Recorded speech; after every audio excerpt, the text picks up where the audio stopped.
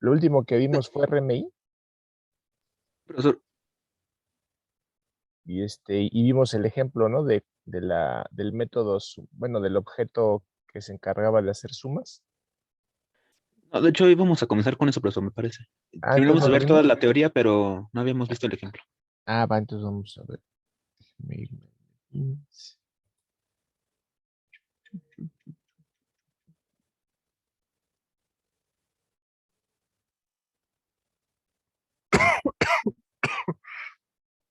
Uy.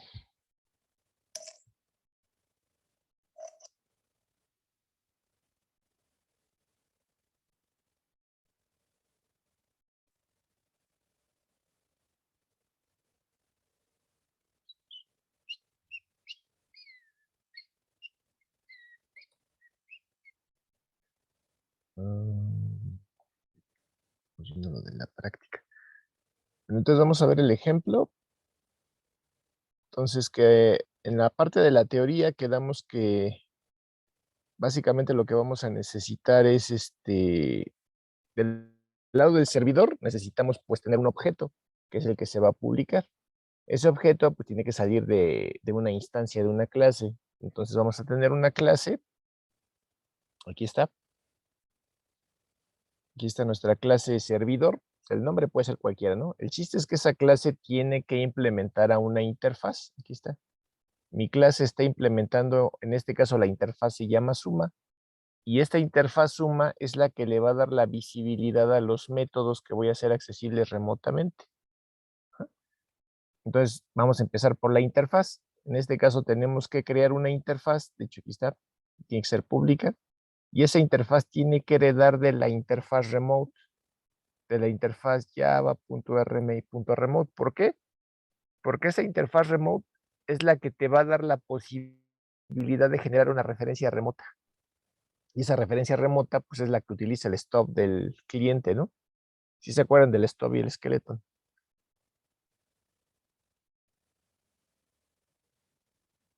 Profesor, ¿Sí?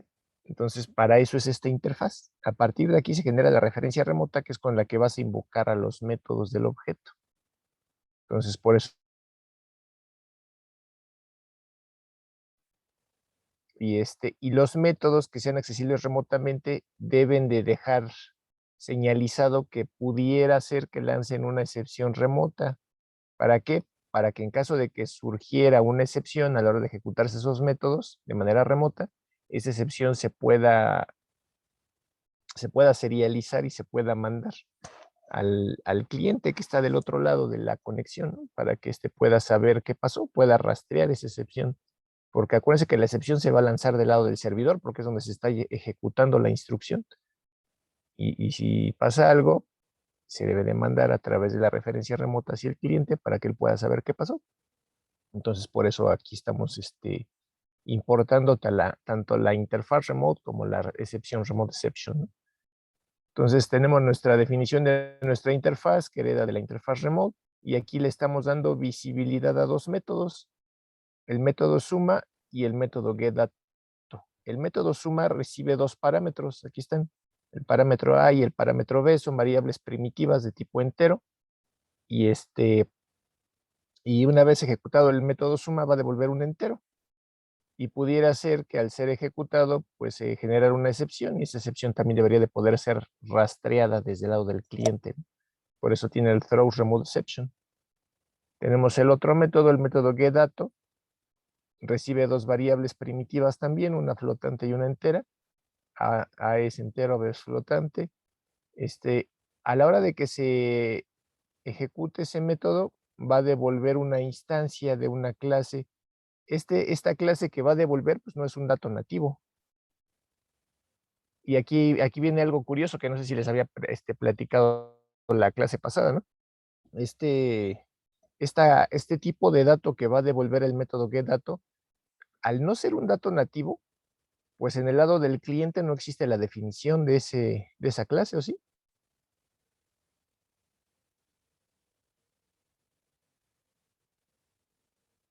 ¿Se acuerdan no, cuando no, profe. ¿Se acuerdan cuando mandábamos objetos a través de Java? Bueno, a través de sockets en Java, o cuando mandábamos una estructura de datos a través del socket en C. ¿cuál era la condición? Que tanto del lado que se manda como del lado que se recibe se necesita tener la definición de ese dato que estás mandando, ¿no? ¿Para qué? Para que se pueda construir, una vez que llega el arreglo de bytes que contiene el dato, puedas reconstruir la instancia del dato, ¿no? A partir del arreglo de bytes.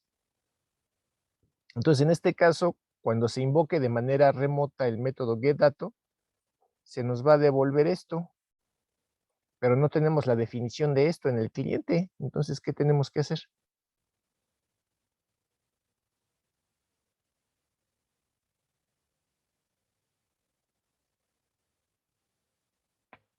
¿Cómo lo resolverían?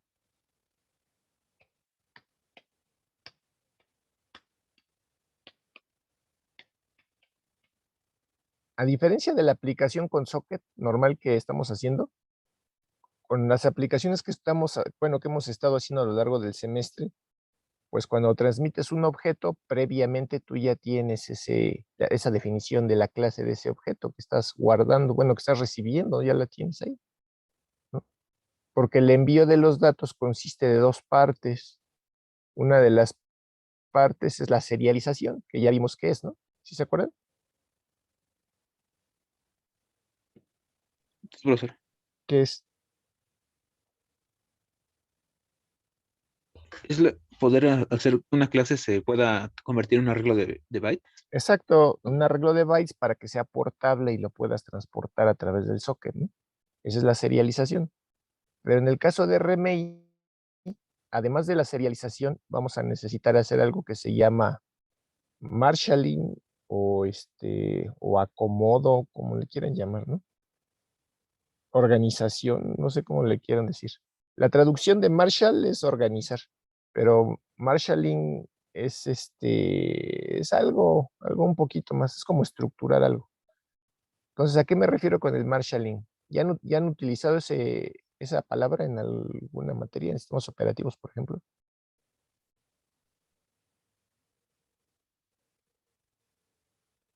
No, profesor, la primera vez. Entonces, el marshalling a lo que se refiere es que, además de serializar los datos, que cuando tú estás serializando un objeto para mandarlo a través de un socket, no estás serializando la definición del dato, nada más estás serializando los datos que tiene esa instancia. No sé si me doy a entender. Sí, profe. Ajá. Entonces, lo único que estás mandando a través del socket son los datos de esa instancia, pero no estás mandando la forma que tiene la instancia. Entonces, el marshalling lo que hace es que te serializa los datos del objeto y además de que serializa los datos del objeto, también serializa el code base. ¿Y qué es el code base? Es dónde encontrar la implementación de ese objeto. ¿Para qué? Pues porque si encuentras dónde está la implementación de ese objeto, puedes acceder a la forma del objeto y sabiendo la forma del objeto, puedes reconstruirlo a su forma original una vez que recibes el arreglo de bytes. Ajá. ¿Sí se entiende eso?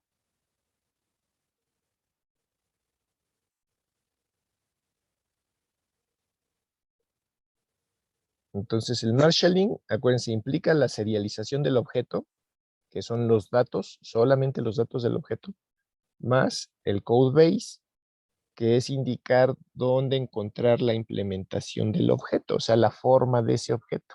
¿Para qué? Para que cuando llegue el arreglo de bytes, se pueda recuperar la instancia del objeto a partir de ese arreglo de bytes. Sabiendo dónde está la forma, sabes cómo reconstruir el dato, ¿no? Ajá. Entonces, en nuestro caso, se va a necesitar hacer el marshalling para poder, una vez que se reciba del lado del cliente el resultado del método getDato, poder reconstruir la instancia a partir del arreglo de bytes que se va a recibir con esto que está aquí. ¿Sí queda claro? Sí, profe. Profesor. Entonces, ahora, ¿cómo se va a hacer eso? Ahorita lo vemos del lado del servidor. Ajá. ¿Hasta aquí tienen dudas con respecto de la interfaz?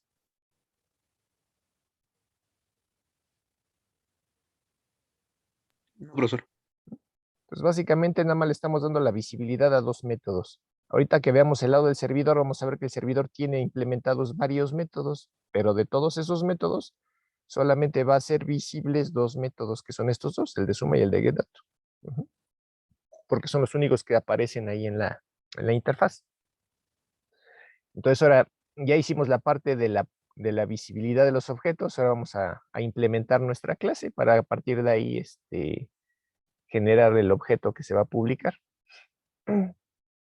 Entonces empezamos importando la clase localRegistry, que ya quedamos que la vamos a usar tanto para echar a andar el registro RMI, que es un demonio, que es donde vamos a registrar el objeto, como para acceder al registro para publicar ahí nuestro objeto. Invocamos la interfaz registry, que es la que nos va a permitir invocar el método bind para hacer la publicación. Importamos la excepción remote exception, que es la que se va a tener que lanzar si es que saliera algo mal a la hora de ejecutar alguna instrucción en el cuerpo del método que estemos implementando. Y vamos a importar esta clase unicast remote object. Esta clase unicast remote object, para lo que lo vamos a utilizar es para especificar en qué puerto, en caso de que se acceda a nuestro objeto. Acuérdense que a final de cuentas ese acceso al objeto va a ser a través de un socket de flujo. Entonces, el acceso a nuestro objeto va a ser a partir de un servidor de flujo.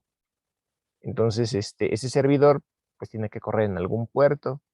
Entonces, a partir de esta clase unicast remote object, vamos a especificar en qué puerto queremos que corra siempre ese servidor. ¿Sí queda claro?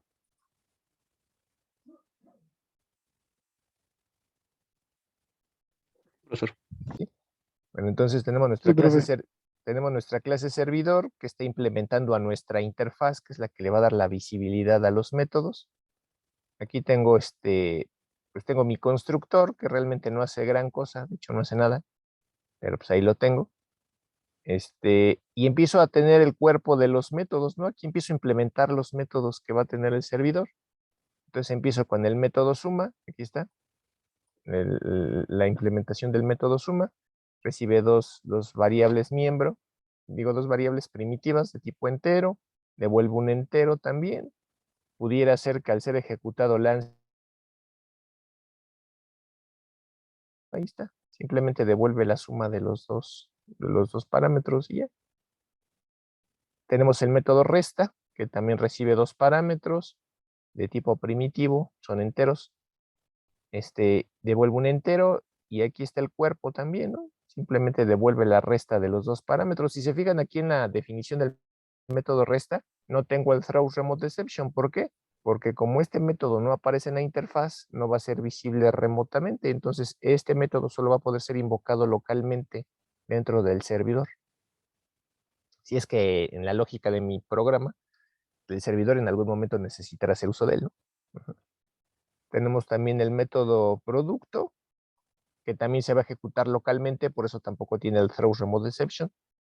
También recibe dos parámetros de tipo entero, devuelve un entero, y en el cuerpo del método lo único que hace es devolver el producto de los dos parámetros. Tenemos el método getDato, que es el que sí aparece en la interfaz. Recibe dos variables primitivas, una de tipo flotante y una de tipo entero.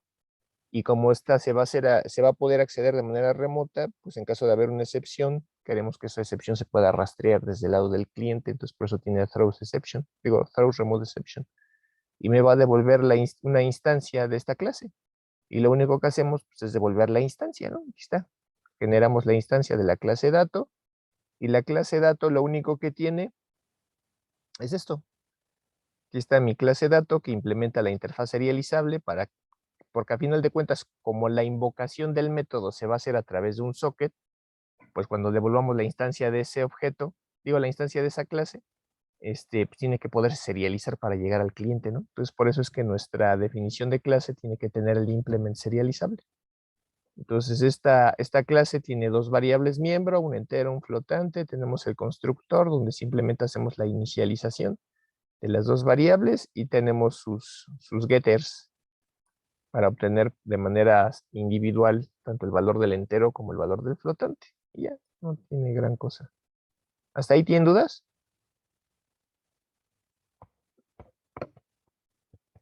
No, profe. Entonces ya en el cuerpo del método principal, aquí está el main, vamos a empezar con nuestro bloque try catch. ¿Por qué vamos a empezar con nuestro bloque try catch? Porque vamos a intentar echar a andar el registro RMI.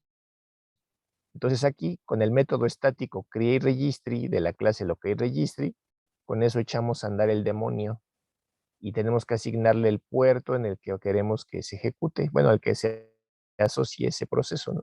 Acuérdense que va a ser un proceso que va a estar escuchando en la red las conexiones, ya sea del servidor o del cliente.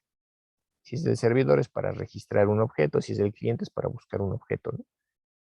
Entonces, pudiera ser que este puerto que nosotros le estamos especificando al que se va a asociar, a lo mejor ya está usado por otro proceso. Entonces, en ese caso nos lanzaría una excepción, tipo IOException, ¿no? Diciéndonos address already in use, de que ya está en uso ese puerto. Entonces, por eso tenemos que meterlo dentro de un bloque try catch, porque pudiera ser que le estemos metiendo un puerto que no esté, bueno, que ya esté ocupado, que no esté vacío, o pudiera ser que el puerto que le estamos metiendo está fuera de rango, ¿no? A lo mejor le estamos dando un puerto por arriba de 65.535, por debajo del 0. Entonces, por eso es que se tiene que validar eso. Después, ya que está corriendo el registro RMI, vamos a intentar crear dos variables de entorno. ¿Qué variables de entorno conocen ustedes? ¿O qué es una variable de entorno para empezar?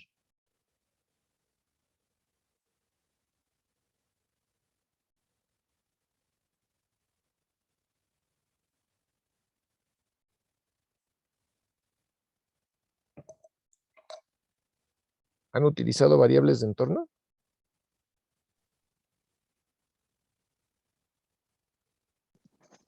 Yo la verdad no, profe. ¿No? Para el Yo, compilador C, por ejemplo. yo estoy seguro que sí han utilizado y les voy a poner un ejemplo. Ustedes me dicen si se ve mi panel de control. ¿Sí se ve? Sí, profe. ¿Sí? Vamos a buscar aquí las variables de entorno. Variables de entorno. Aquí está. Chum. Nos vamos aquí. Una variable de entorno que todo mundo hemos utilizado es esta. La variable path. Y tiene aquí un conjunto de, pues un conjunto de rutas, ¿no? Chéquense. Bueno, esta se la agregué yo, ¿no? La que está hasta abajo. Se la agregué yo. Estas dos, de hecho, se las agregué yo. Fuera de esas dos, las demás son las que están apuntando a las aplicaciones que se instalan en Windows, ¿no? Ajá. Entonces, ¿para qué son estas variables de entorno? A final de cuentas, una variable de entorno simplemente es una variable que está apuntando a un conjunto de rutas en el sistema de archivos. ¿Y para qué apunta a esas rutas en el sistema de archivos? Pues para que podamos encontrar programas en la máquina, ¿no? Por ejemplo, si yo desde aquí ejecuto la línea de comandos y desde aquí yo pongo, por ejemplo, la aplicación Notepad, me abrió el bloc de notas, ¿no?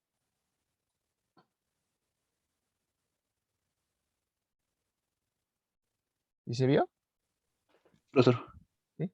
Y eso no significa que la aplicación Notepad esté aquí en esta carpeta. De hecho, le doy dir. Y aquí no van a ver que aparezca el bloc de notas, ¿no? Aquí no está. Y sin embargo, lo ejecuta, ¿no? Lo encuentra y lo ejecuta. ¿Por qué?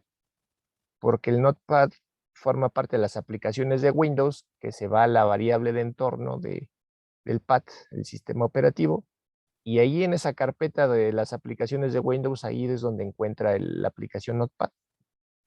Otro ejemplo, pongo el comando dir y me enlista lo que hay, ¿no? Y sin embargo, la aplicación dir no aparece aquí. También es parte de las aplicaciones de Windows, ¿no? Y no importa en qué carpeta yo esté, puedo invocar el comando dir. ¿Y cómo lo encuentra el sistema operativo? Pues porque la variable de entorno path le dice dónde buscar, en qué posibles rutas del sistema de archivos local puede encontrar esos programas que estoy invocando. ¿Sí se entiende?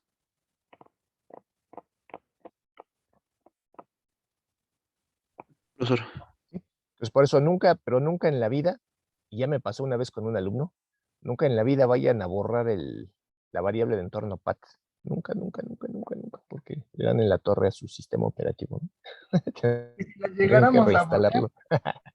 se tiene que ¿Eh? volver a instalar, profe. Si se llegara a borrar, se tiene que volver a instalar o no se puede poner de Pues a lo nuevo. mejor sí lo puedes poner, si sabes qué tenía, pues sí lo puedes volver a poner. Pero si no te acuerdas qué tenía, pues está difícil, ¿no? Ajá. Entonces, entonces, en general, una variable de entorno sirve simplemente para eso, ¿no? Para saber en qué rutas del sistema de archivo local puedes encontrar archivos o aplicaciones que tú estés buscando. En el caso de Java, hay una variable de entorno muy conocida que se llama ClassPath. ¿Sí la han usado?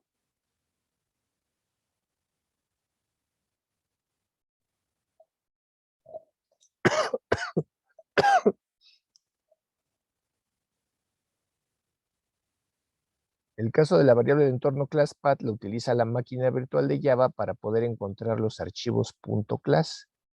¿Y qué tiene un archivo .class? Las definiciones de clase. En este caso sería la información de la implementación para poder implementar los objetos, ¿no? Para saber qué forma tienen. Entonces, por ejemplo, si tú vas a instalar mi SQL para hacer una aplicación con base de datos, necesitas agregar, bueno, crear la variable de entorno ClassPath si es que no la tienes, y agregar ahí la ruta hacia donde tengas el archivo mi SQL connector.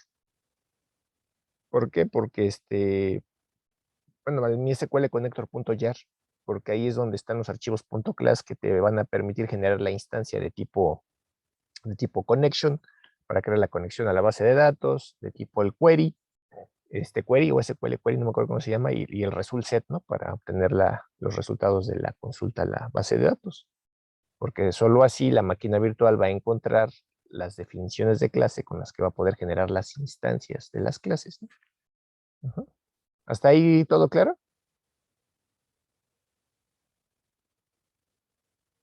Sí, profesor, todo claro.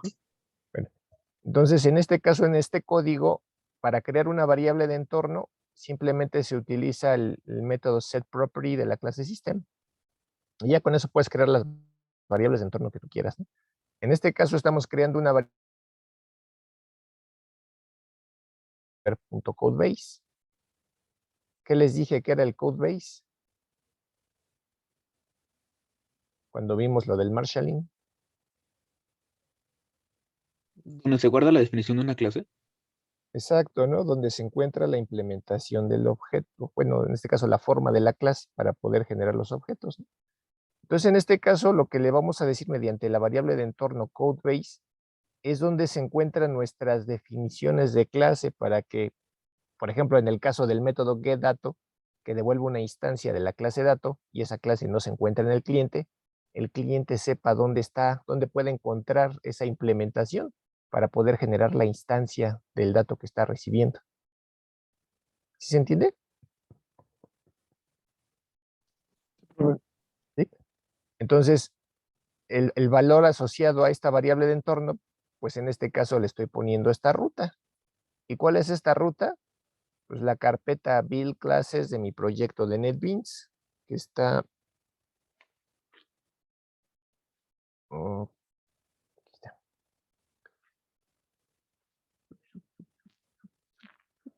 ¿Dónde está documentos? Aquí. NetBeans, aquí. RMI, PQR, aquí, build classes, y aquí está la definición dato.class. ¿Sí se ve? Sí, profe. Entonces, ahí es a donde está apuntando, para que cuando se necesite el cliente acceder para encontrar qué forma tiene eso, pues ahí, de ahí se va a tomar, ¿no? Cuando se haga el marshalling. Bueno, entonces, para poder especificar esa ruta, porque a final de cuentas esta variable entorno codebase es el equivalente a un ClassPath, salvo que el ClassPath es netamente local, solo buscas en tu sistema de archivos local, y aquí puedes buscar pues remotamente, ¿no? En el de codebase. Java te permite utilizar 3 diferentes protocolos para acceder a esas rutas en sistemas de archivos. Una es mediante el protocolo file, que es el que estoy utilizando cuando lo vas a acceder localmente. Pero puedes utilizar también el protocolo HTTP, como tengo aquí abajo, aquí, que dice HTTP, o puedes utilizar el protocolo FTP. Entonces, yo hice, ahorita no lo tengo porque lo desinstalé, de hecho cambié de máquina, pero tenía instalado en la otra lab el servidor Apache, el Apache Server, y en la carpeta de publicación, en el htdocs, pues ahí tenía copiadas los archivos .class. Ahí los tenía copiados también, ¿no? Entonces, echaba a andar el servidor Apache y pues ahí se encontraban de todos modos, ¿no? Lo estaba probando localmente en esa máquina, pero mediante el protocolo HTTP y simplemente bastaba con tener todos los archivos .class del proyecto ahí en el archivo de publicación. Digo, en el directorio de publicación. O si lo haces con el protocolo FTP, pues también tendrías que estar apuntando a una ruta en un servidor FTP, ¿no? Y se podría acceder a esos recursos. Insisto, aquí como lo estoy probando localmente en la misma máquina, pues, y aquí no tengo instalado el servidor Apache, pues lo probé con el protocolo file y simplemente tienes que apuntar a la ruta, al directorio donde vas a encontrar esos archivos de definición de clase. ¿Ya? Para que a la hora de que se está haciendo el marshalling se incluya esa información, también se serialice, de dónde se puede encontrar los datos que se requieran para formar las instancias, ¿no? De los datos que se reciben. ¿Hasta ahí queda claro?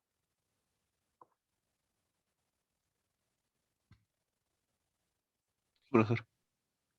Bueno, y tengo una segunda variable de entorno. Esta segunda variable de entorno se llama java.securityPolicy. Esta variable de entorno se necesita porque a final de cuentas, mediante el codebase, van a acceder al sistema de archivos de tu máquina, ¿no? Para encontrar las definiciones de clase. Y por cuestiones de seguridad, pues tú tienes que regular a qué pueden acceder y a qué no. ¿Sí se entiende eso? Porque si pueden acceder a todo y pueden hacer todo, pues te podrían borrar archivos, ¿no? O meterte un exploit ahí, ¿no? O un troyano o algo. Entonces, para eso se requiere definir un archivo de políticas de seguridad, que es un archivo con extensión policy, indicando que son políticas. En este caso yo le puse el nombre del archivo permisos.policy, ¿no? ¿Cuál es la estructura de ese archivo de permisos? Aquí lo tengo. La estructura es muy sencilla, simplemente tienes que poner la palabra reservada grant y abres la llave del ámbito de los permisos, ¿no? Dices, voy a especificar los permisos. En este caso yo puse un solo permiso, pero tú pudieras separar los permisos, pues, carpeta por carpeta o archivo por archivo incluso, ¿no? Y para especificar qué permiso vas a asignar a cada carpeta o a cada archivo, usas la palabra permission y especificas qué tipo de permiso vas a otorgar. Como es un vil ejemplo y lo estoy ejecutando nada más en mi máquina, pues le dije que le diera todos los permisos. ¿Por qué? Pues porque yo sé que nadie va a entrar a en el poco tiempo que tenga yo corriendo mi aplicación, pues no creo que nadie entre, ¿no? Además está el firewall, ¿no? ¿Sale? Pero si tú quieres poner esto ya en un archivo de producción, digo, en un servidor de producción, y si tienes que tener más cuidado con lo que pones aquí en los permisos, te puedes basar tengo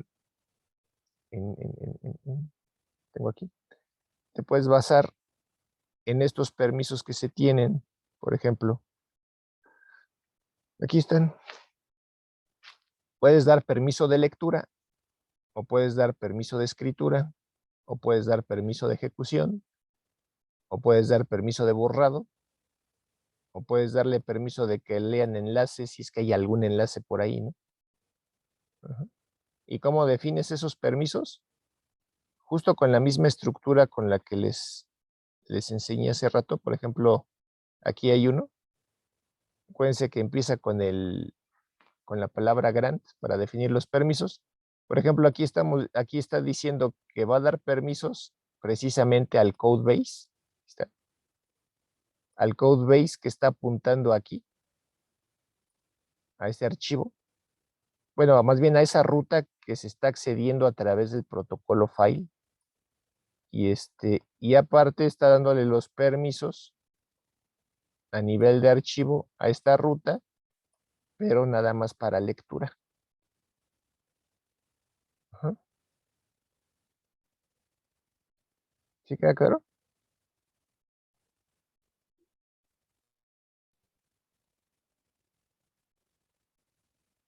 Profesor. Entonces, para ahí, me quedó el netbeans. Está. Entonces, insisto, yo aquí, simplemente porque fue un ejemplo meramente ilustrativo, pues le puse todos los permisos, pero ustedes ya pueden ir especificando permisos a nivel de carpetas o incluso archivo por archivo, ¿no? Entonces, volviendo a nuestro servidor, entonces especificamos el code base, que es donde se van a encontrar los archivos de definición de clase para hacer el marshalling. Especificamos el archivo de políticas de permisos para el acceso al sistema de archivos. Creamos nuestra instancia de nuestra clase. A final de cuentas, a partir de ese objeto que se está creando ahí, ese es el objeto que se va a publicar de manera remota. Entonces estamos generando una instancia de nuestra propia clase, ¿no? Nuestra clase se llama, aquí está, nuestra clase se llama servidor. Aquí está. Entonces esa clase servidor es del que estamos generando la instancia aquí. Ese objeto lo voy a publicar. Antes de publicarlo, primero quiero especificar en qué puerto quiero que se ejecute el servidor una vez que se invoque, ¿no? Por parte de los clientes. Para eso voy a utilizar la clase que les dije, la clase Unicast Remote Object. Voy a invocar al método export object y le estoy diciendo que va a exportar ese objeto que acabo de generar y cuando sea invocado se va a asociar a este puerto. En este caso le estoy especificando el puerto 0, diciendo que es un comodín, como diciendo, asócialo al puerto que encuentres disponible en ese momento. Pero pudiera ser que, insisto, si ustedes van a poner esto en un servidor, en un entorno de producción, pues ahí ya tienen bien controladas las políticas del cortafuegos. Entonces podrían decirles a ustedes, nada más puedes usar tal puerto para tu aplicación. Pues entonces en ese puerto que les digan es en donde van a asociar aquí su servidor. ¿Sí queda claro?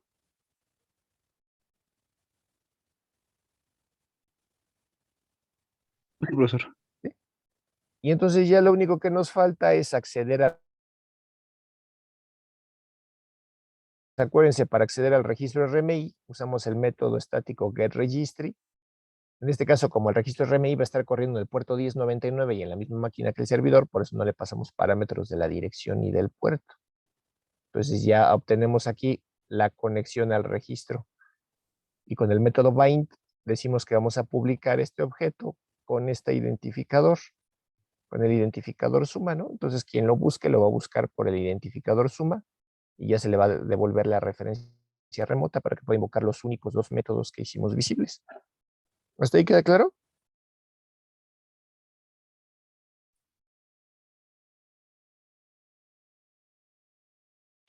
Profesor. Entonces ya a partir de ahí ya lo que sigue es simplemente avisarle al usuario que ejecute el servidor, pues que ya está listo, ¿no? Ya está listo para esperar a ser invocado. Y ya lo único que nos faltaría es cerrar todas las llaves que dejamos abiertas. Dejamos abierta la llave del try, la cerramos y ponemos el catch y nada más mandamos imprimir ahí las excepciones, cerramos la llave del método main, la llave de la clase y la otra que está cerrada es la del catch, ¿no? Ahí está, ¿no? Cerramos la llave del catch, cerramos el main y cerramos la clase. Y ya. Eso es todo lo que hay del lado del servidor. Entonces ahora vamos del lado del cliente que vamos a tener que contactar al registro RMI, buscar el objeto, ¿cómo le pusimos suma? Buscar el objeto suma y a partir de la referencia remota que se nos devuelva, pues instanciarlos, invocar los métodos. Entonces nos vamos aquí a la clase cliente. En la clase cliente estamos importando la clase localRegistry para poder intentar acceder con el método getRegistry, acceder al registro RMI. Eso nos va a devolver una referencia del registro. Y ya que tengamos esa referencia del registro, vamos a utilizar el método lookup para buscar. Entonces, tenemos nuestra clase cliente. Aquí está su constructor, que no hace gran cosa. Tenemos nuestro método principal, que es el main. Aquí como este programa antes lo corría desde consola, por eso validaba si se le había pasado algún argumento desde la consola al invocar el programa, ¿no? En este caso, la dirección IP del registro al que iba a consultar.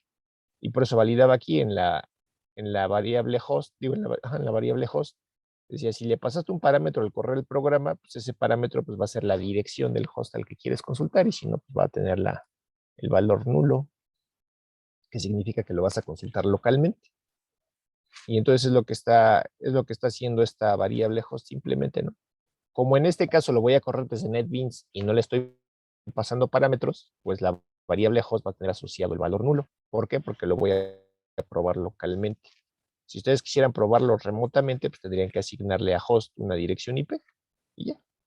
Entonces, invoco el método getRegistry hacia la dirección del RMI registry al que quiera consultar. Eso lo meto dentro de un bloque try catch, porque pudiera ser que yo escribí mal la dirección IP o me estoy intentando comunicar a un puerto donde no hay nada, pues se me devolvería una excepción, ¿no? Entonces, si me puedo conectar con el registro RMI, voy a obtener ya la conexión, en este caso la referencia de la conexión al registro. Ya que tengo esa conexión al registro, pues busco mi objeto, ¿no? Aquí está con el método lookup. Busco el objeto suma y eso ya me va a devolver la referencia remota a través de la cual yo voy a trabajar con el objeto que físicamente existe en el servidor, no en el cliente. En el cliente solo tengo un proxy, que es una referencia remota que está apuntando hacia ese objeto en el servidor, y es que le voy a llamar stop. Entonces, a través de esta referencia que yo ya tengo aquí, pues simplemente me pongo a invocar sus métodos que tengo accesibles, ¿no? En este caso, el método suma requiere 2 parámetros. Aquí tengo la definición de los parámetros, se los paso y espero el valor de retorno, que también es un entero. Y ya mando aquí imprimir, ¿no? La suma de 5 más 4, pues debería de tener aquí un 9. Y después invoco al siguiente método, ¿no? El método dato, que le paso 2 parámetros, un entero, un flotante, y espero el valor de retorno, que es la instancia de la clase dato. A pesar de que en el cliente yo no tengo esa definición de clase, ¿no? Pero como se hace el marshalling, pues me serializa la información de cómo poder construir esa instancia, ¿no? A partir del arreglo de bytes que me llegue. Y ya lo único que hago pues, es invocar a sus métodos, a sus getters, el getI y el getB, para acceder al entero y al flotante. Y ya. Nótese cómo del lado del cliente estoy haciendo la invocación de métodos como si los estuviera corriendo localmente. Aquí el método suma, el método getDato, pues es una invocación común y corriente, ¿no? No le estoy poniendo IP ahí, no le estoy poniendo puerto, no estoy poniendo nada. ¿Sí se ve?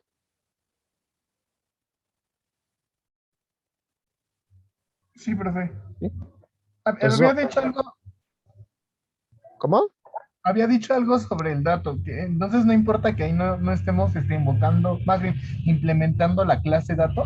Exacto. A la hora de que se hace la petición, en el servidor, por eso está construida la variable de entorno, esta de codebase, y ahí ya estás especificando dónde la máquina virtual va a encontrar la definición de la clase que necesite pues enviar. Literalmente la manda, la serializa y la manda junto con los datos. Eso es el marshalling, para que quien recibe pueda construir la instancia a partir de lo que recibió.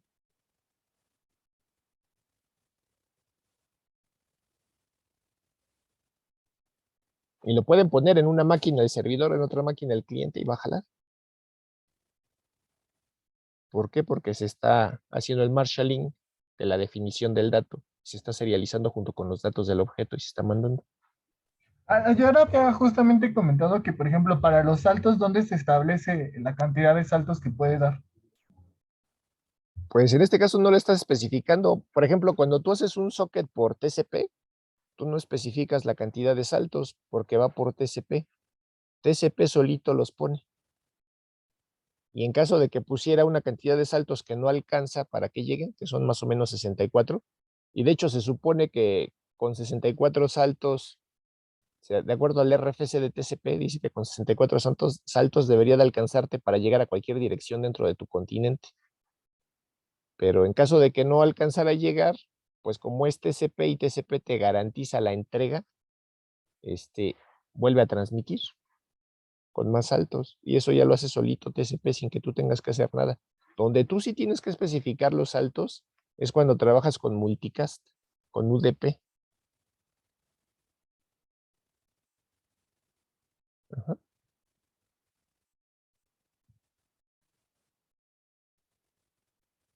¿Sale?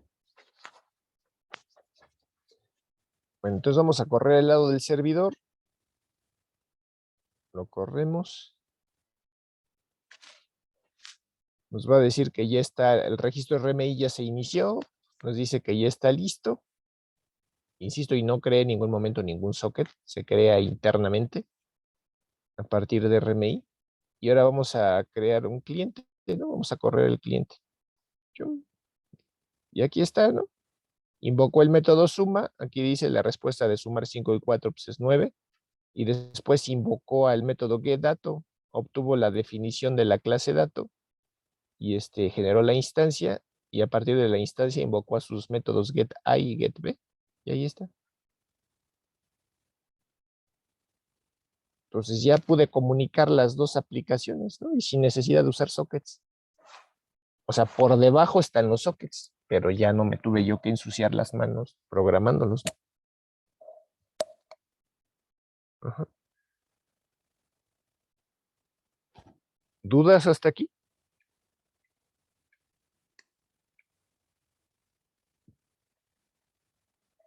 Profesor, ¿qué pasaría si manda una excepción Java que dice que, no sé, estaba mal formulada o no estaba mal formada la dirección para RMI? Está mal formada la dirección. Mal Es que lo form. estaba tratando de compilar desde terminal y dice Ajá. que dice no protocol para algo así. No protocol.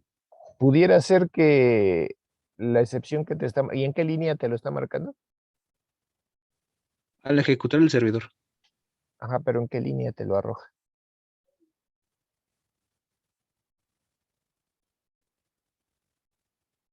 Cuando está arrancando el servidor, no llega a mostrar el error de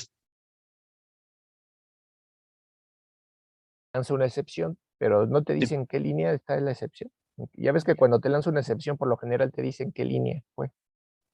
no, solo manda toda la pila, pero no alcanza a distinguir algún punto donde esté el error.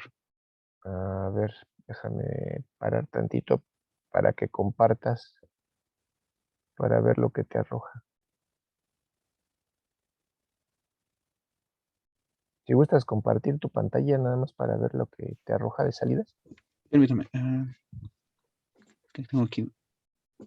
Aquí está.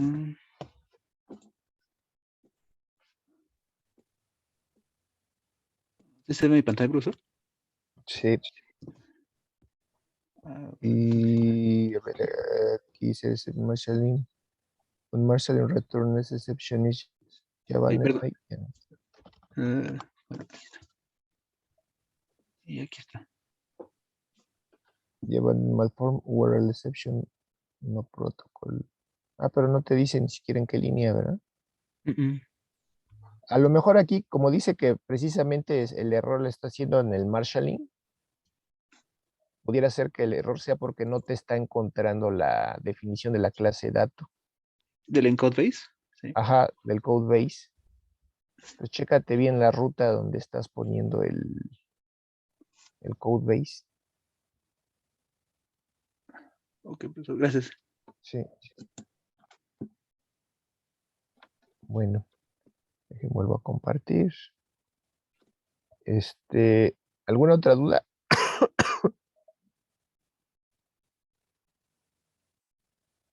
¿No hay dudas?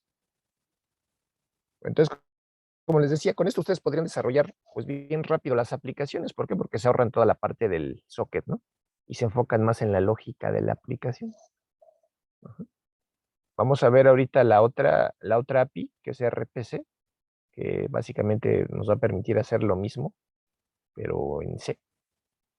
Entonces déjenme abrir las diapositivas de RPC.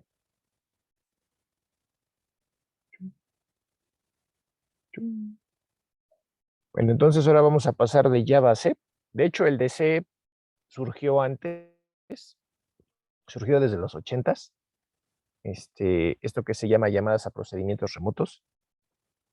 Y RPC básicamente es un protocolo de comunicación y ese protocolo me va a permitir hacer una invocación de una función que se está ejecutando en una máquina remota que posiblemente está corriendo en otro sistema operativo, posiblemente está corriendo en otra arquitectura y sin embargo la comunicación debe ser transparente entre cliente y servidor y toda esa parte de la comunicación, todo lo que tenga que ver con el socket, pues debe de estar escondido al desarrollador, ¿no?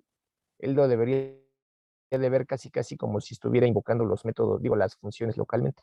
Ajá. Entonces, déjenme poner aquí el apuntador.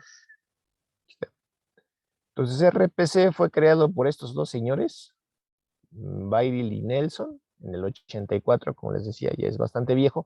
Sin embargo, se sigue utilizando todavía hoy en día. En el caso de Windows, cuando compartes tu escritorio, pues utiliza RPC. En el caso de los web services basados en el protocolo SWAP, van sobre RPC también. Entonces, les digo, todavía se sigue utilizando. ¿Por qué? Por la simplicidad. ¿Sale? A mí en lo personal me gusta más RMI, pero porque no tiene corriendo todo el tiempo los servidores, más que cuando se invocan. En cambio, RPC todo el tiempo están corriendo los servidores y todo el tiempo están consumiendo recursos, ¿no? Pero bueno. Entonces, les dice lo que les permite hacer RPC, que insisto es invocar funciones a que se ejecuten remotamente en cualquier servidor, bueno, en cualquier servidor que te permita acceder a ellos, ¿no? Y ¿cómo funciona RPC? RPC también tiene una arquitectura, en este caso podemos ver una arquitectura de 3 capas, mientras que RMI tenía una arquitectura de 4 capas, ¿sí se acuerdan? La arquitectura de RMI, que era la capa de aplicación, la aplicación cliente, la aplicación servidor, teníamos luego la capa Stub Skeleton, y luego teníamos la capa de referencia remota, y luego teníamos la capa de transporte. ¿Sí se acuerdan? Sí, Sí, profesor. profe. Aquí tenemos una arquitectura de 3 capas. Por un lado tengo mi capa de aplicación, donde va a estar mi aplicación servidor y mi aplicación cliente. Entre la aplicación cliente y la aplicación servidor, al igual que en RMI, también va a haber un intermediario. Y ese intermediario, en el caso de RPC, se va a llamar port mapper.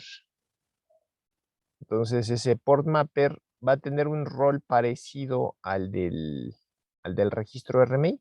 Y les digo parecido porque en el caso de RMI, un servidor va y crea un objeto, lo publica con el RMI Registry, el cliente va y le pregunta al RMI Registry por tal objeto, y el port mapper y el RMI Registry le regresa la referencia remota, ¿no? Aquí no.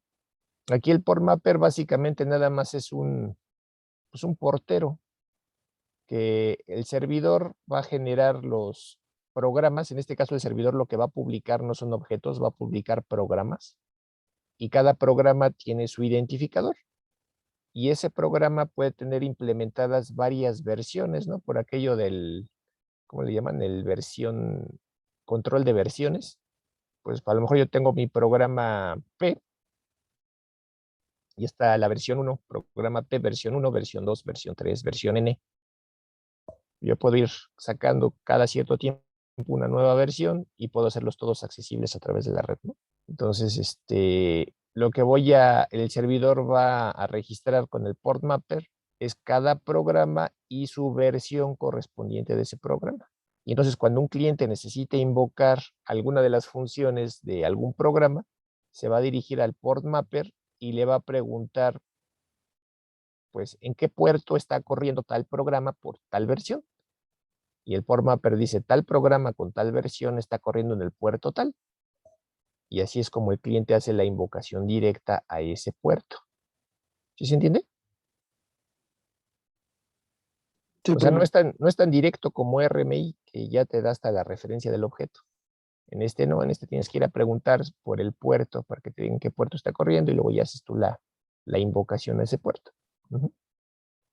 Entonces, insisto, en la capa del servidor, pues vas a generar tu programa, la versión asociada a ese programa y dentro de esa versión las funciones que van a ser accesibles remotamente.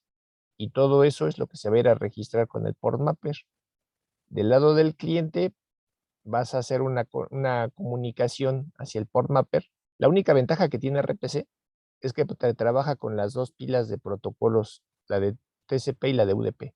Digo, más bien con los dos protocolos de transporte, TCP o UDP. Puedes hacer una comunicación basada en una conexión TCP o basada en datagramas de manera nativa. Entonces tú te comunicas con el port mapper, ya sea por TCP o por UDP, y le preguntas por un cierto programa, por una cierta versión de ese programa y te dicen qué puerto está. Entonces, para llevar a cabo esa comunicación, se tiene la capa de los stops, que se tiene el stop del lado del cliente, el stop del lado del servidor. En este caso, los stops van a ser muy similares al stop que se tiene en Java. Aquí está. El stop del lado del cliente se va a encargar de hacer el empaquetamiento y en este caso implica hacer el Marshall. Acuérdense que aquí estamos trabajando en C y lo que yo cuando tú hagas la invocación de una función remotamente, pues esa función que estás invocando a lo mejor requiere parámetros, requiere argumentos de la función. Y lo mismo, ¿no? Por default es un solo argumento, pero si requieres pasar más de un argumento, lo tienes que hacer a través de una estructura. Entonces, la estructura no es un dato nativo. Entonces, también se tiene que serializar y del otro lado se tiene que poder reconstruir la referencia de la estructura, ¿no? Entonces, tienes que tomar la implementación de esa estructura para poder hacer la deserialización. Entonces también se tiene que hacer el marshalling, igual que como dijimos que se hacía en RMI. Entonces hace el marshalling, ¿qué hace? Se serializan los datos de la estructura y se serializa la información de la implementación de esa estructura. Entonces, ¿quién va a hacer eso? El stop del lado del cliente, para cuando hace la invocación de una función. ¿Sí se entiende? Sí, profe. Y a la hora de estar haciendo esa serialización, todos los datos que va a serializar los tiene que ir acomodando en el formato de red para el caso de los datos numéricos. Si se acuerdan que el lenguaje C teníamos que hacer eso, ¿no? Poner todo en formato big endian. En Java también se hace la máquina virtual por nosotros. Nosotros no nos ensuciamos las manos ahí, ¿no? Y de hecho aquí tampoco lo hacemos nosotros. En este caso lo hace un, ¿cómo se llama? El RPCgen, que ahorita lo vamos a ver más adelante. Pero se considera, ¿no? A la hora de estar haciendo la serialización, los datos se van acomodando en el formato de red donde de ser mandados, ¿no? ¿Dónde se mandan los datos? En la capa de transporte. De hecho, aquí lo dice, ¿no? El stop solamente se encarga de hacer el marshalling con los parámetros de la invocación a la función. Ya que serializaste todo y lo tienes como el arreglo de bytes, eso se pasa a la capa de transporte. ¿Por qué? Porque en la capa de transporte es donde está el socket, ya sea el socket de flujo o el socket de datagrama, porque queremos que trabaja con con los dos protocolos RPC, y ahí es donde ya se hace el envío de ese arreglo de bytes al lado del servidor. De hecho, volviendo acá, ¿no? Entonces, aquí hacemos la invocación a la función. Esa invocación a la función requiere que le pases los parámetros o argumentos de la función. Esos argumentos de la función se tienen que serializar. Puede que esos argumentos sean compuestos en una estructura. Entonces, esa estructura se tiene que enviar hacia el servidor. Y puede ser que del lado del servidor no tengas la definición de la estructura, entonces igual se tiene que hacer el marshalling. Entonces, ya que se acomodó todo en un arreglo de bytes y eso lo hace el stop, eso lo pasa a la capa de transporte, que es donde está el socket, y desde el socket se manda el dato al lado del servidor. Del lado del servidor pues, llega el arreglo de bytes, se le pasa al stop. El stop tiene que hacer la deserialización y el unmarshalling, que es la desorganización de los datos que vienen ahí empaquetados, los desempaquetas, reconstruyes la referencia de la estructura con los argumentos de la función, haces la invocación localmente a la función. Puede ser que esa función te devuelva algún valor de retorno ese valor de retorno se tiene que serializar, convertir en un arreglo de bytes. Eso lo va a hacer el stop del lado del servidor. Le va a pasar el arreglo de bytes al socket aquí en la capa de transporte. Ese socket manda el dato con la respuesta de la función aquí al lado del cliente. Se extrae la información, se le pasa al stop del lado del cliente, hace el desempaquetado de los datos y entrega el valor de retorno al cliente. ¿Sí se entiende? Sí, profe. O sea, les digo, es similar a lo que vimos de RMI.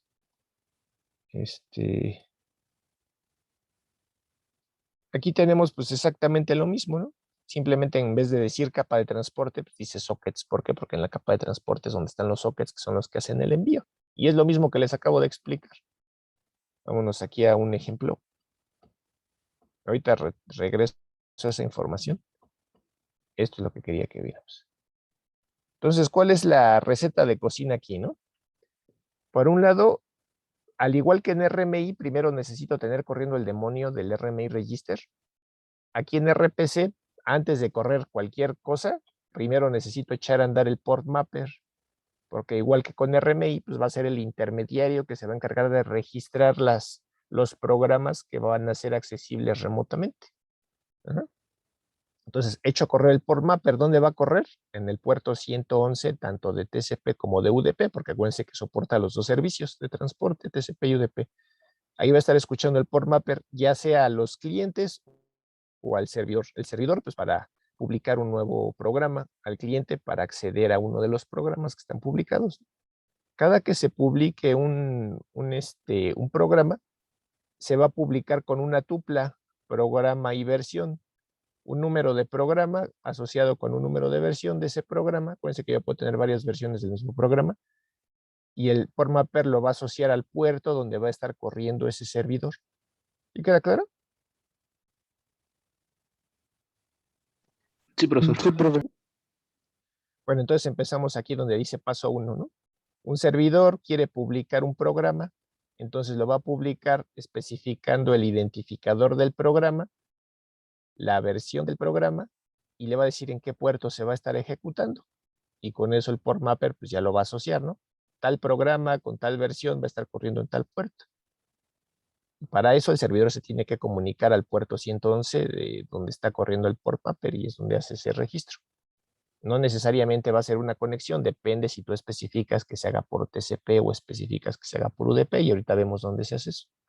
Entonces, ya que está registrada esa información de ese programa del servidor con el port mapper, viene el paso 2, donde el cliente se comunica con ese port mapper en el servidor para preguntarle, dice, ¿dónde está tal programa con tal versión? El cliente le pregunta al port mapper. El port mapper le va a responder, ese programa y esa versión de ese programa se están ejecutando en el puerto tal. Entonces, ya que saben qué puerto se está ejecutando, internamente en la capa de transporte, en la capa de socket, se va a hacer ya sea ese envío de datagramas o esa conexión directa a ese puerto para hacer el llamado al procedimiento, bueno, el llamado a la función que se quiere invocar en ese servidor por ese puerto que te dijo el port mapper. ¿Sí se entiende? Sí, profesor. Bueno, entonces, regresando a lo que me falta. Entonces, para poder implementar un programa RPC, se cuenta con dos principales implementaciones de RPC. Una que se llama Open Network Computing o ONC, ONC-RPC. Aquí me equivoqué, es RPC, no sé por qué se me fue ahí la dislexia. Que es la versión de Linux que inicialmente se creó para los sistemas Solaris, para las máquinas de Sun, fue creado por Sun Microsystems en los 80s, pero se utiliza en los sistemas Linux, ¿no? Y esa es la que vamos a utilizar nosotros para el ejemplo que vamos a ver.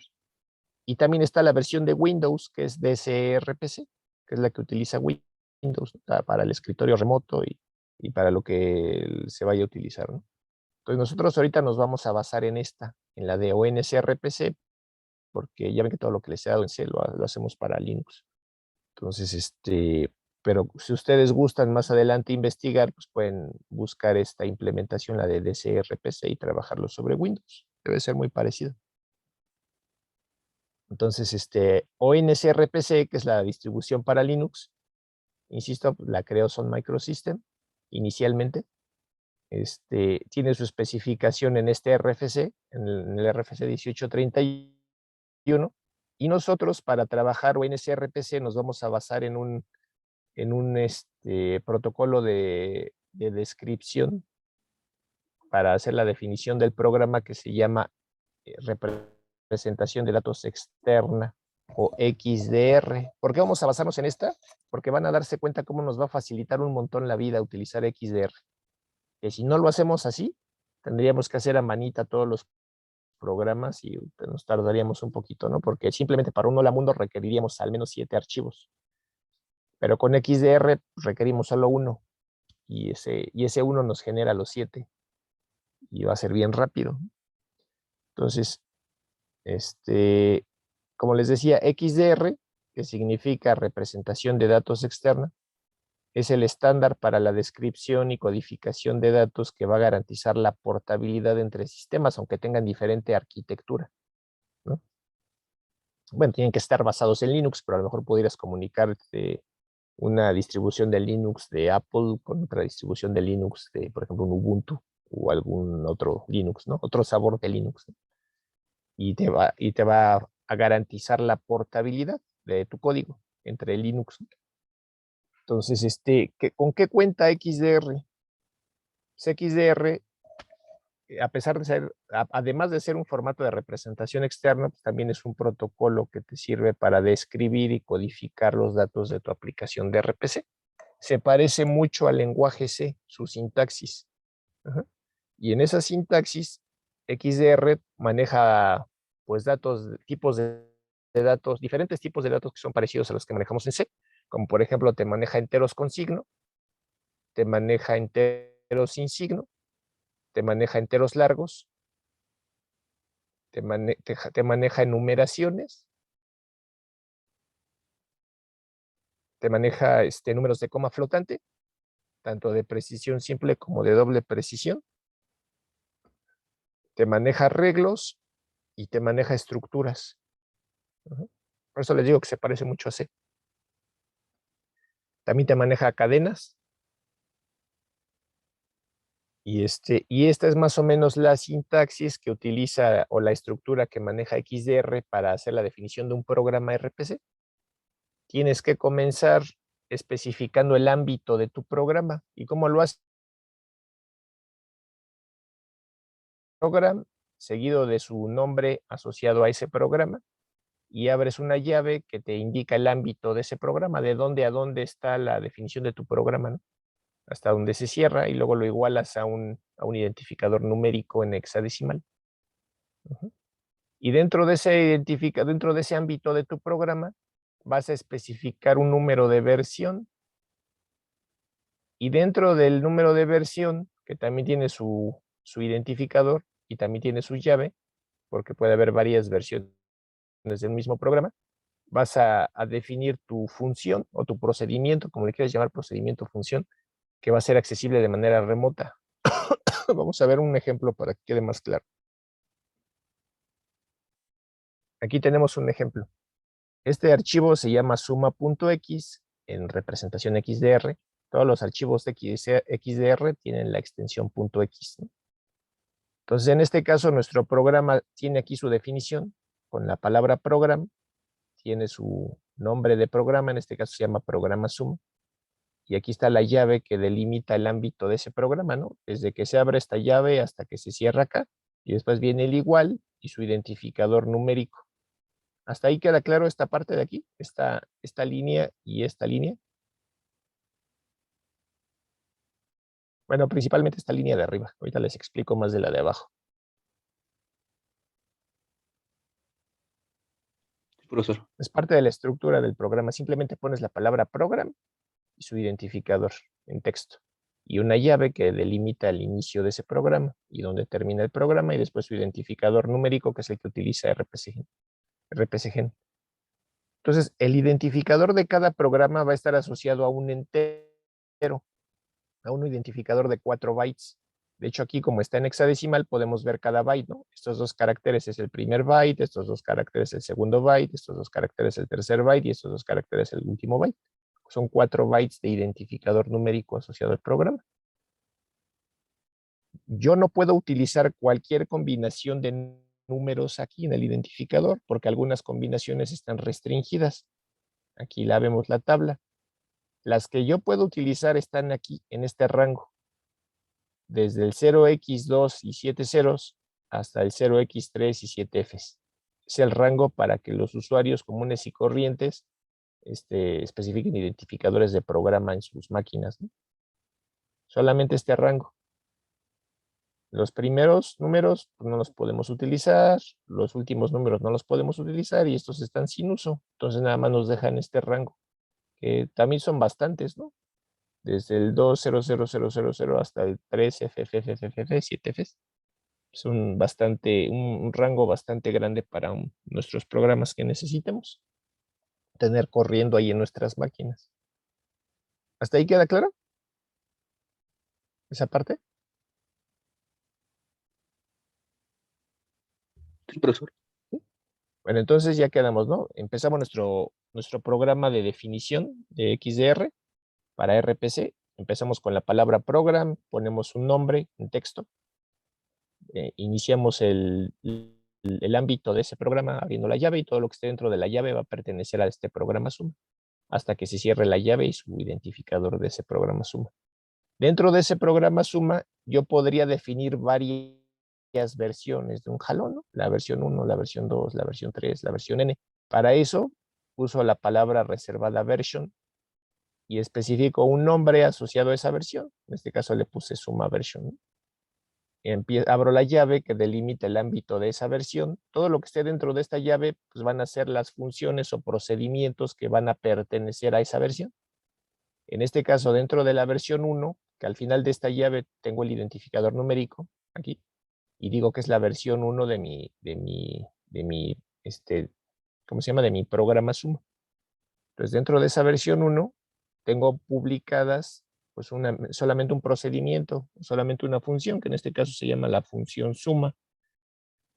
Esa función suma puede recibir argumentos, pero solamente me permite pasar un solo argumento. Si tú requieres pasar más de un argumento, lo tienes que hacer a través de una estructura. Acuérdense, se parece a C, pero no es C.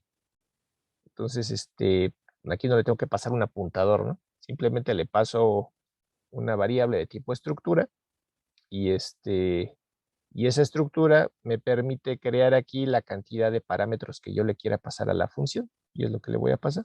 ¿Sí queda claro? Sí, profe.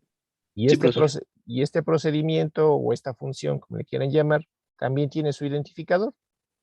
Entonces yo para esta versión 1 podría haber creado las primitivas, la función suma, resta, multiplicación y división. Que la suma sea el identificador 1, la resta el 2, la multiplicación el 3 y la división el 4. ¿No? El chiste es que quede bien identificado cada uno para que cuando hagas la invocación rápido lo encuentre el RPC, ¿no? Y eso es todo lo que tengo que hacer. Así de difícil es hacer un programa RPC, ¿no? Y van a decir, ¿y dónde queda todo lo demás? Ah, pues todo lo demás se va a generar ahorita. Entonces, ¿cómo generamos todo el show? Por medio de un compilador que se llama RPCgen. RPCgen va a tomar como entrada mi archivo de definición.x y va a generar toda la plantilla que quedamos que son 7 archivos de salida. Ajá. Entonces, lo único que tengo que hacer yo es hacer uso de la aplicación RPCgen, pasarle el parámetro, bueno, si quiero le puedo pasar el parámetro -a, si no quiero, ¿no? Ahorita les digo para qué es. Y especifico cuál es el archivo de definición a partir de cuál va a generar mis plantillas. Si yo le pongo el parámetro -a, lo que le estoy diciendo a RPCgen es que me genere estos dos archivos, estos dos que estoy apuntando aquí. Un ejemplo de un servidor y un ejemplo de un cliente. Si no le pongo el parámetro -a, yo los tendría que crear a mano. El servidor y el cliente que se van a ejecutar. Ajá. Bueno, de donde se van a generar los ejecutables. ¿Sale? Entonces, si le pongo yo el parámetro -a, pues ya me va a crear mi ejemplo del servidor y mi ejemplo del cliente de RPC. Entonces, a partir de esta plantilla, bueno, de este archivo de definición de XDR, me va a crear un archivo makefile que va a servir para compilar todo, los 7 archivos y generar mis 2 ejecutables, el ejecutable del servidor y el ejecutable del cliente. Me va a crear un archivo. Si se fijan todos estos archivos, su nombre pues, tiene que ver con el nombre del archivo de definición, que en este caso se llama suma, y entonces por eso todos se llaman suma algo, ¿no? Suma XDR, suma.h, suma server, suma client, suma SBC, bla, bla. ¿Por qué? Porque así se llama ¿no? Entonces, me crea este archivo que dice suma-XDR, donde se van a poner todas las funciones para el empaquetado de datos. ¿Qué significa? Para la serialización y el marshalling de los datos. ¿Sí se entiende?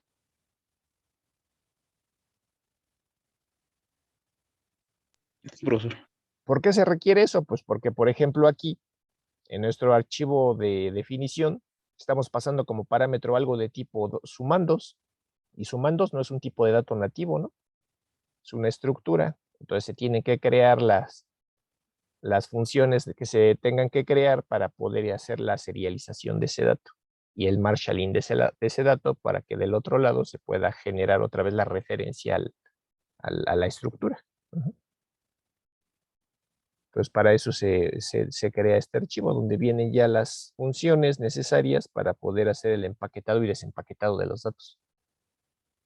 Se crea el archivo de encabezados, este es suma.h, donde vienen las definiciones de los prototipos de las funciones que vamos a poder acceder desde los otros programas.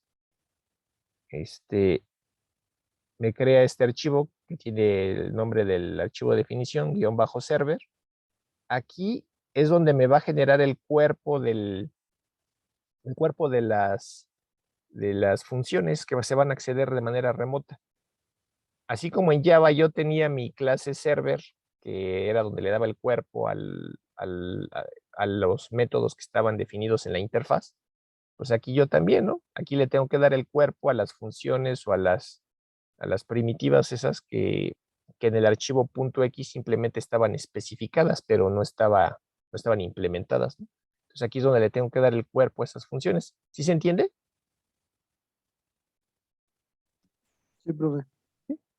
Entonces ahorita lo vamos a editar para darle el cuerpo a la función suma, ¿no? Aquí te va a crear también este archivo que les digo que genera este ejemplo con el parámetro -a, un ejemplo de un servidor RPC. ¿Qué hace este servidor? Pues tiene que comunicarse con el port mapper y tiene que registrar ahí un cierto programa, en este caso nuestro programa, ¿cómo se llamaba? Suma, con su...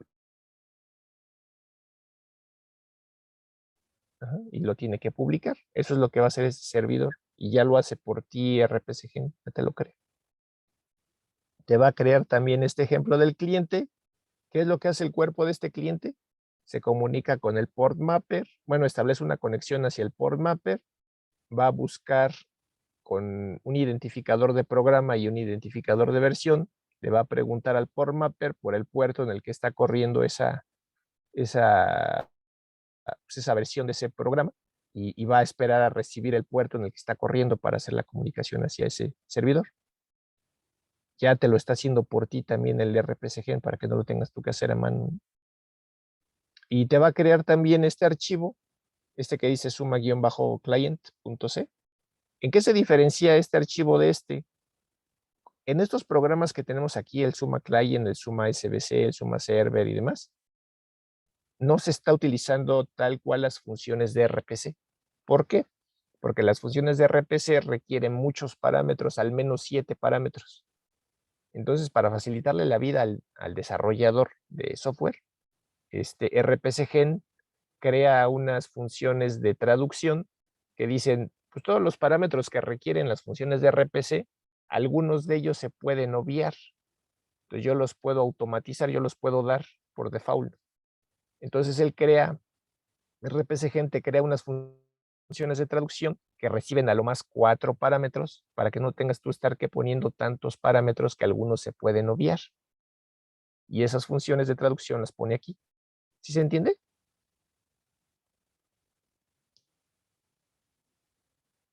Profesor. Ya casi acaba la clase. Bueno, entonces, entonces lo único que nosotros tenemos que hacer, pues de entrada es generar generar mis plantillas a partir del archivo de definición. Entonces ya nada más voy a hacer eso rápido para que lo vean y y la siguiente clase hacemos lo que falta, ¿no? Entonces, me voy aquí. Ay, lo hago más chiquito. CD, aplicaciones, RPC, LS. Si se fijan aquí en esta carpeta que tengo aquí, aquí tengo mi archivo de definición, que se llama suma.x, y lo demás son 3 carpetas y las presentaciones, bueno, las diapositivas. Es lo único que tengo ahí. Si queremos ver lo que tiene el archivo suma.x,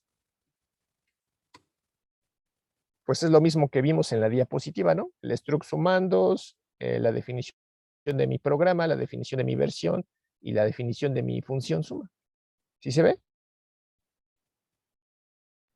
Sí, profe.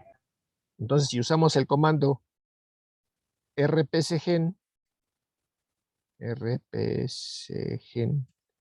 espacio -a, espacio suma.x, pues nos debería de crear las plantillas. Damos ls y ya me creó el archivo makefile.suma, me creó el archivo suma.h, el suma client.c, el suma server, el suma clnt, el suma sbc y el suma xdr. ¿Ya vieron cómo me generó las plantillas?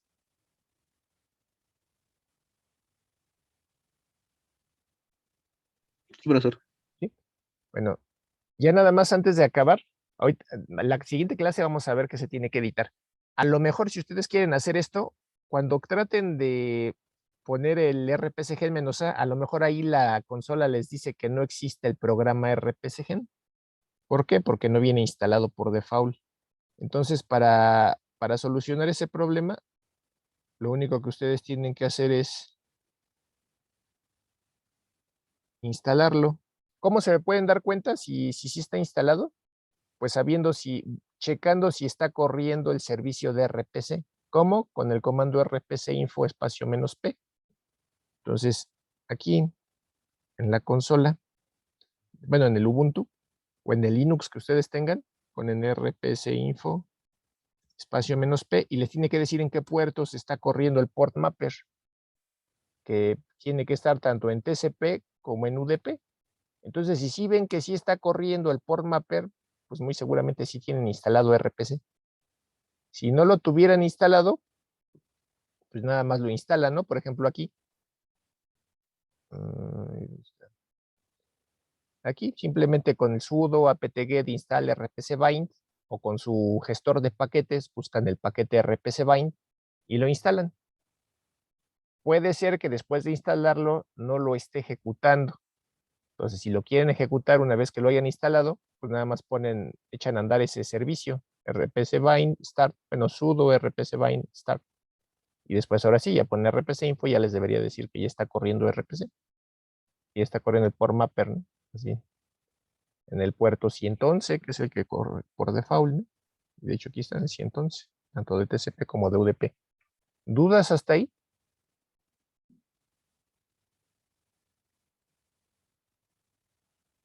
No, profesor, de momento no. Bueno, entonces ya son las 5:59. Hoy le dejamos ahí. Tengan muy bonito fin de semana y la siguiente clase nos vemos por acá. ¿Sale?